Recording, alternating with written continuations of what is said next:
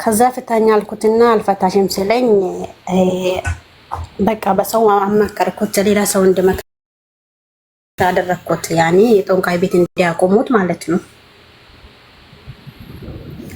ከዛ ፍታኝ ስለኝ አልፈታም ስለኝ ከዛ እኔ ፈተውት በፈተውት ምክንያት ደግሞ ቤተሰቦቼ አኮረፉ እስከዛሬ ማለት ነው። እኔ ደግሞ ሀገር ውጭ ሀገር ነው ያለሁት።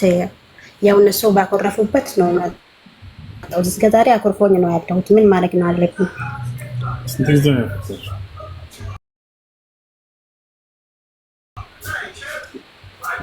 نعم تقدرين يفتش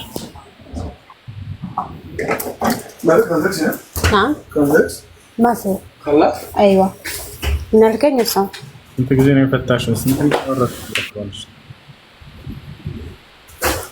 እንዴት ነው ፈታሹ? በሽማግሌዎቹ ነው የፈታሁት። ስንት ጊዜ ፈታሹ? ስንት ሪካን ያወረድሽ ወለሽ? በስንት ጊዜ ማለት ነው ፍቺው የተካሄደው? ፈትቻለሁ ነው ያልሽው ወይንስ ማለት አይደለም ፍቺ የጠየቅኩት ማለት ነው።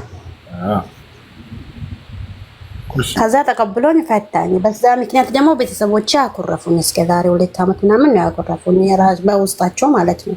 ስለዛ ቤተሰቦቼ እንዴት አድርጌ ማስረዳት ወይም ደግሞ እንዴት ናፉ ማለት ያለብኝ ነው ማለት ነው። ኳስነቸው ያለውን ነገር ንገሪያቸው። ከተቀበሉ ሰየው እምቢ ካሉ ያለብሽን ግዴታ ተወጣሽ።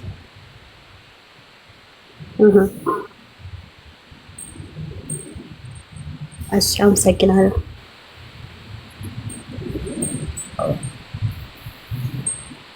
እሺ ሰላም አለይኩም ወራህመቱላሂ ወበረካቱ። ወአለይኩም ሰላም ወራህመቱላሂ ወበረካቱ።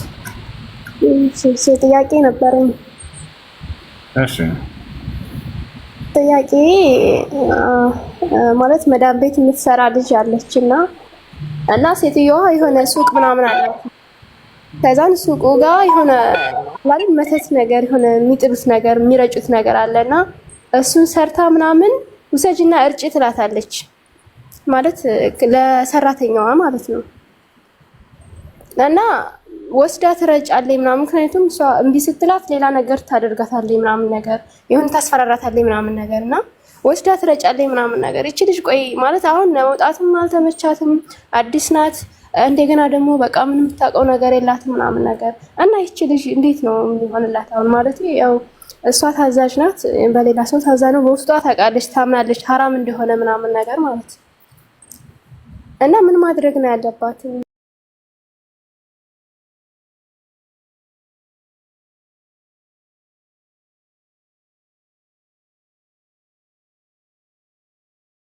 ሴትዮዋ ያስፈራረቻት ስለሆነ መውጣት አልቻለችም። ሐራም ነገር እየሰራች መቆየት የለባትም። አይፈቀድም። እሺ እና ሁለተኛ ጥያቄ ማለት ነው ችግር ካለ ከእስላም ጋር የሚጋጭ ተግባር ከሆነ ማሳወቅ። አይ አንቀይርም ይሄን ሐራም ስራ እየሰራች መቆየት አለብሽ ካሉ የዛኔ ራሳቸውን ውሳኔ ይወስናሉ። ሁለተኛ ጥያቄ እንደዚሁ የሆነች ልጅ መታ ኒቃም ለባሽ ነች እና እዚህ ከመጣይ በኋላ ሴትዮዋ አልፈልግም ኒቃብ አውጥቂ ያለቻት ማለት ከወር በኋላ ኢቃማ ምናምን ካሰራች በኋላ ማለት ነው። እና ያቺም እንደዚሁ አዲስ ናት፣ ምንም የምታውቀው ነገር የለም። ከዛ ያቺም እንደዚሁ አወለቀች። ወጥቼ እሰራለሁ የምታውቀው የለም። ሲቀጥል ደግሞ ስልክ ምናምን አልሰጠቻትም ምናምን ነገር ማለት እንደዚህ በወር አንዴ ምናምን ነው የምታስደውላት። እና እዚህ እንትን ደላላ ምናምን ነገር የላትም። የሆነ በቪዚት ቤዛ ሰርታ በቃ በሌላ ሰው ነው ያስመጣቻት ልጅቷን ማለት። እና ያቺስ በአላህ እንዴት ነው የሚሆነው? ይሄ ማለት እንዴት ነው? ምን ሆና መጣች በሌላ ሰው አስመጣታት። ከዛን ኒቃም ለባሽ ነች እና እዚህ ከ2 ወር በኋላ ነው ልቅ ያሏት ማለት ነው። አወለቀች። በዛው ላይ ስልክ የላትም፣ የሆነ ነገር ለማድረግ ምንም ነገር አልቻለችም ምናምን ነገር እና አሁን ድረስ እየሰራች ነው አውልቃ። ከላይ ያለውን ሻሽ እንዴት አደርጋላችሁ መሰላችሁ? ብዙዎች ንቃብ ካለ ቀላልቃችሁ ያሉ ካስገደዳችሁ ያን ጥቁር ንቃቡን ለጊዜው ተውት።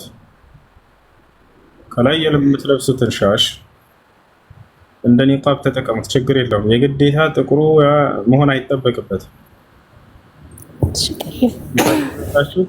ልክ የማዳም ባልና የማዳም ልጆች እንዲሁም ለአቅመ አዳም የደረሱ ትላልቅ ሰዎች ካሉ እዛ ቤት እነሱ ወደ ስራ ሲወጡ ጊዜ ሴቶች ብቻ ከሆኑ ያሉትና ህፃናት ለአቅመ አዳም ያልደረሱ ህፃናት ልጆች ከሆኑ ፊታቸውን ተገለጡ፣ ችግር የለውም። ሴቶች ከሆኑ ልክ የማዳም ባልና የማዳም ልጆች ትላልቅ ልጆች መቼም ቀኑን ሙሉ እዛ አይውሉም፣ ስራ ነው የሚሉት አይደለ?